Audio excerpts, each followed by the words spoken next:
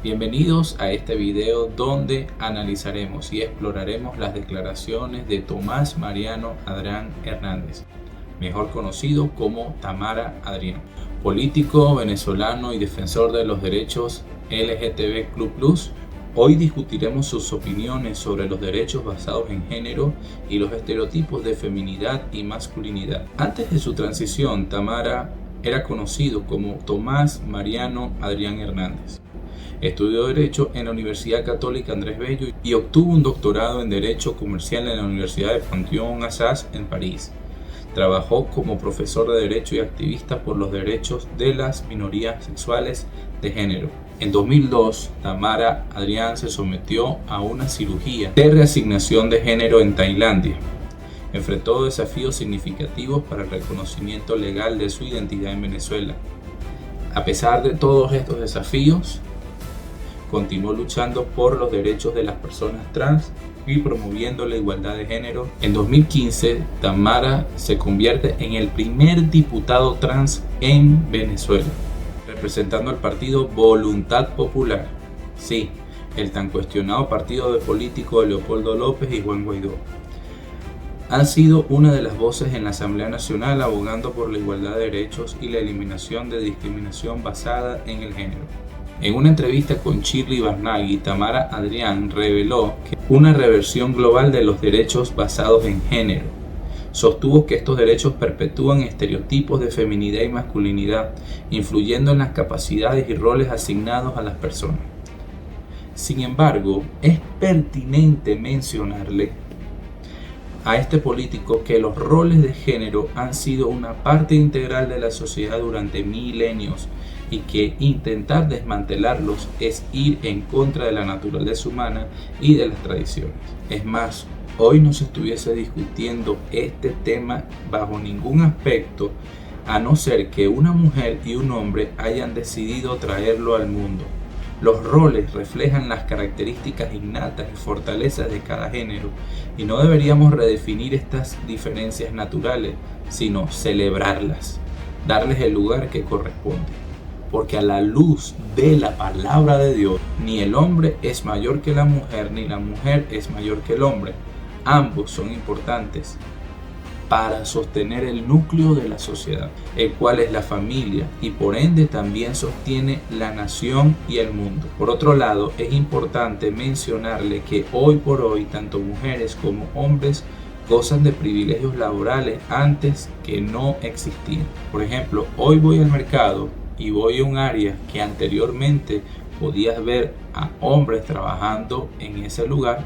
Sin embargo, hoy puedes ver a muchas mujeres trabajando en conjunto o bien tomando por completo ese espacio. Antes eso era imposible porque la generación anterior a la nuestra pensaba que este trabajo en particular solo lo debían hacer los hombres. Mujeres hoy por hoy en nuestro país trabajan como mecánicas, como carpinteras, como latoneras, inclusive hacen trabajo de aseo. Es muy común verlo en nuestro país.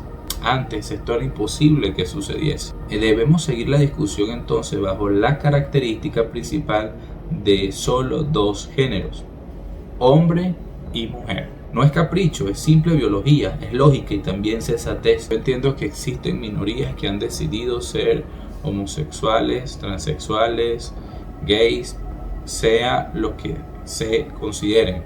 Cada quien es responsable de su elección y si elegiste serlo y ser feliz es tu responsabilidad, mas no una excusa para imponer lo que dices después en la entrevista con Shirley. Usted podría argumentarme que los derechos basados en género son esenciales para combatir la desigualdad y la discriminación que enfrentan las personas en función de su género. Por ejemplo, al definir roles específicos para hombres y mujeres, se corre el riesgo de limitar las oportunidades y la autoexpresión de las personas. Usted podría abogar por una revisión crítica como se implementan estos derechos, sugiriendo que se enfoquen más en la individualidad y en la diversidad de experiencias, en lugar de encasillar a las personas en categorías rígidas. Pero en realidad no son categorías rígidas, al contrario, es llamar a las cosas que son por su nombre, sencillamente porque todos somos iguales ante la ley. Y la igualdad de derechos no debería depender de la ideología de género, sino que debería centrarse en la igualdad ante la ley y en la protección de los derechos individuales sin la necesidad de clasificaciones de género. En la entrevista, este político dijo lo siguiente, que las batallas de los llamados valores tradicionales se oponen a la universalidad de los derechos humanos. Hermano, ¿es en serio? Lo siento. Pero una organización tan manchada con posturas socialistas y manipuladas con su programa para la Agenda 2045 puede decirle a un Estado o a una familia o mucho más aún a mí como persona cuáles son mis derechos. Se necesita más que eso para poder dictar los derechos y los deberes de alguien. Perdón, pero para mí la ONU es una gran mafia corporativa que quiere imponer una agenda en los hijos sin la previa consulta de los padres. ¿Y sabes qué? Con nuestros hijos no se van a meter. Estas instituciones a menudo promueven agendas que desvirtúan el concepto original de los derechos humanos y pueden ser utilizadas para imponer ideologías que no representan a todos los sectores de la sociedad. Hoy por hoy existen muchos cuestionamientos sobre la forma en que la ONU aborda temas relacionados con la familia, la sexualidad y los derechos de género. Esta organización en particular promueve posturas que van en contra de valores tradicionales y de la libertad individual. Y esta crítica se centra en la idea de que estas organizaciones, como la ONU, pueden ser influenciadas por corrientes ideológicas que no necesariamente reflejan la realidad de las necesidades de las personas en diferentes contextos. Como muy buen político, Tamara Adrián menciona que no podemos alegar creencias, no podemos alegar religiones, no podemos alegar valores culturales para negar derechos a las minorías. Ok, si eso fuese así, entonces, ¿qué necesidad tienen de imponer esta ideología en la educación o en las películas o en los cómics o en canales para niños? Sería bueno preguntarle a este político si su postura como candidato presidencial será promover la pluralidad de género que han hecho países como Canadá, donde literalmente la mutilación es física y en donde muchas veces no piden permiso a los padres para hacerla. Porque si no se debe alegar creencias, mucho menos se deben imponer ideologías que en realidad no son un apoyo para quienes lo padecen, simplemente es una estructura política que quiere evitar los deberes y recibir privilegios. En nuestro país no necesitas ser hombre o ser mujer para ser exitoso, simplemente necesitas ser venezolano. Basta con ver diferentes artistas, diseñadores y demás profesionales que simplemente quieren hacer su trabajo por encima de quienes le juzgan por sus decisiones.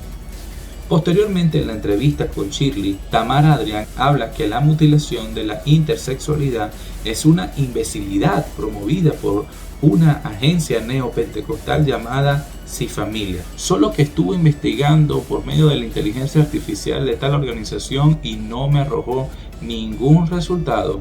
Por otro lado, si existe tal organización, ¿por qué no muestra detalles, lugares donde trabaja, denuncias que hayan realizado, imágenes, etc.?